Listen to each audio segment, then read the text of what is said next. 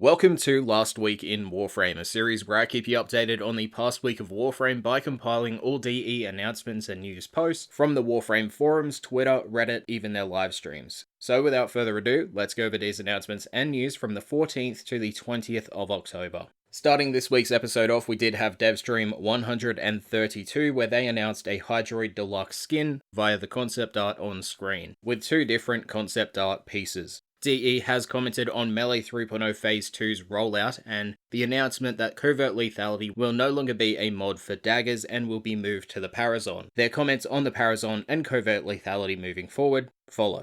Are all changing, mods are being rebalanced. Things like Covert Lethality are actually being taken out of Melee entirely, and we're moving them to the, I'm just going to mission quickly, whoopsies, to the Parazon system. So really focused single-use utility things are being put elsewhere into the game on the heels of what's coming up in 26. Having a one-shot kill thing really kind of limits options for Melee overall if everything dies in one hit. So the Parazon and what it will do would bring that one-shot kill design to the dagger that everyone will have, so you won't have to just use a dagger item. But it's also changing the way we're approaching the idea of a one-shot kill thing. It's going to be a bit different, of course, in what you actually use it for and who you use it on.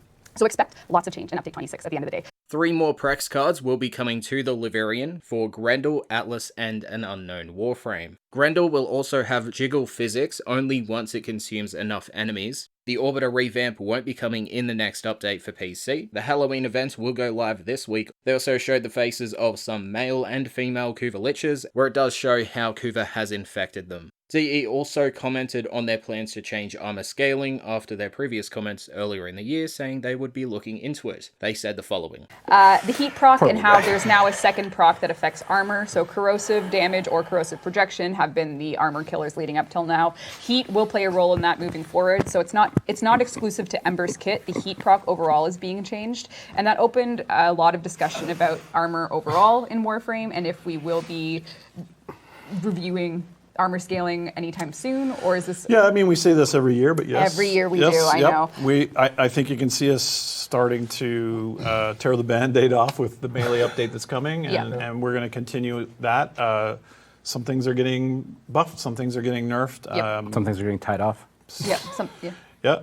We don't want to sack the whole damage system in one go. That'd be nuts to do that. We just want to do it gradually.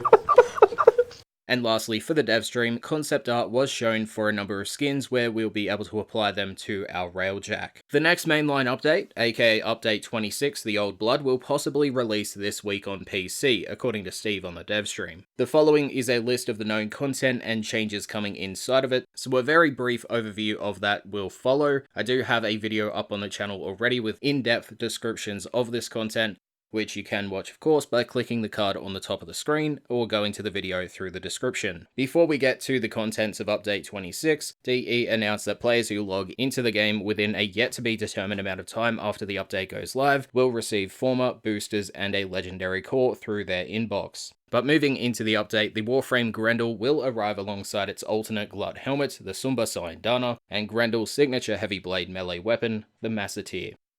Grendel will be tied to keys that players must purchase with Vitus Essence in order to get the parts. These keys will allow players to partake in a Grendel-themed challenge that upon completion will grant parts for Grendel.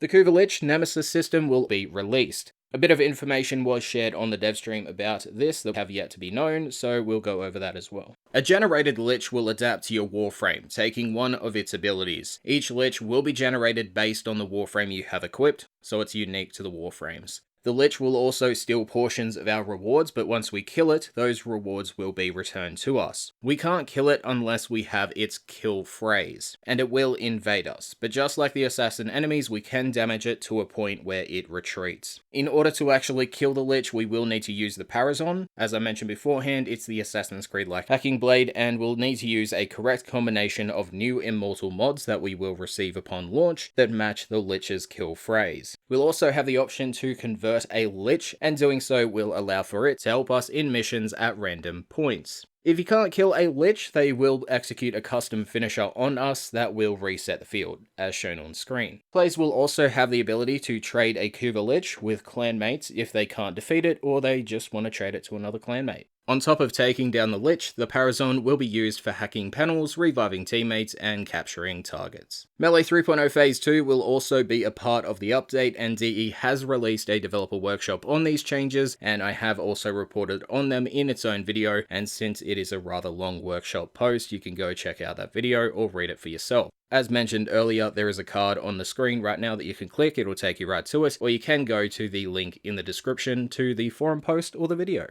Other additions in the update include Ember and Vauban's rework, Titania's Deluxe collection, a Tigress armor collection for Kubrau and Kavat companions, and a new conservation target and companion, the Vaska Kavat. This Kavat will join the Plains Vitallon as a conservation target at night, and players will be able to acquire one via tools provided by the Cetus conservation vendor. The Vaska Kavat will be available to players with its own preset mods, being Vampiric Bite, which will allow its attacks to bypass enemy armor and heal the player, and the second will be Transfusion, which allows the Kavat to heal the player if they are in a bleed out state by sacrificing some of its health. Primary and secondary weapon Exilus slots will also be available for utility mods. A short list was given by Rebecca on stream, and those utility mods will be for stability, ammo, silencing, zoom, and aim glide. 3 more config slots will also be available for modding and appearance. Lastly, in regards to the update, the Iatan sculpture that has been sitting in Cetus for a while will also be added to the arbitration vendor for Vitus Essence. Hotfix 25.8.2 went live on PC, but the following changes to both Nightwave Axe and Disruption Relic rewards went live on Xbox One, PlayStation 4, and Nintendo Switch as well. Kelpie on Sedna, Rotation A rewards Meso Relics, Rotation B rewards Neo Relics, and Rotation C rewards Axie Relics. On Uranus, Rotation A rewards Meso Relics, Rotation B and C rewards Neo Relics. The Apollo node on Lua, Rotation A will reward Neo Relics, and Rotation B and C will reward Axie Relics. The Ganymede node on Jupiter, Rotation A will drop Meso Relics, Rotation B Neo, and Rotation C Axie. And lastly, for the Olympus node on Mars, they remove duplicate Lith Relics from Rotation A's rewards, Rotation B will drop Lith Relics, and Rotation C drops Meso Relics. For the Nightwave changes, they remove the Guild A Modular Act, reduce the Polarized Act from 3 Former to 1, and the Grove Guardian Act has changed from killing 3 Silvergrove Spectres to killing 1. As for the fixes in this hotfix, as well as those to the consoles, they are up on your screen. The Orbital Haunt contest is also live for all players on all platforms, so if you wish to enter and participate, a link to that will be in the description, and of course it is up on your screen if you do wish to enter. As for developer tweets, there is a single tweet from DE Megan stating that they are working on the next console update and that it will be the mainline update, which will also contain the arbitration changes. Anyways, that concludes last week in Warframe. If you found the video informative, make sure to leave a like, and if you think I can improve upon the series in any way, shape or form, make sure to leave it in the comment section down below. And if you want the channel glyph, they are up on your screen. 5 codes per platform since I put it at the end of every single video now, so if you want the glyph, chuck it into the promo code section on the Warframe website. If it's already been redeemed, someone else has already used the code. And if you missed out on last week's episode, the annotation is on your screen, it'll take you right to it. Thank you for watching, and I'll see you guys next time. Goodbye, goodbye, dear friends, goodbye. Now it's time to go, but hey, I say, that's okay, we'll be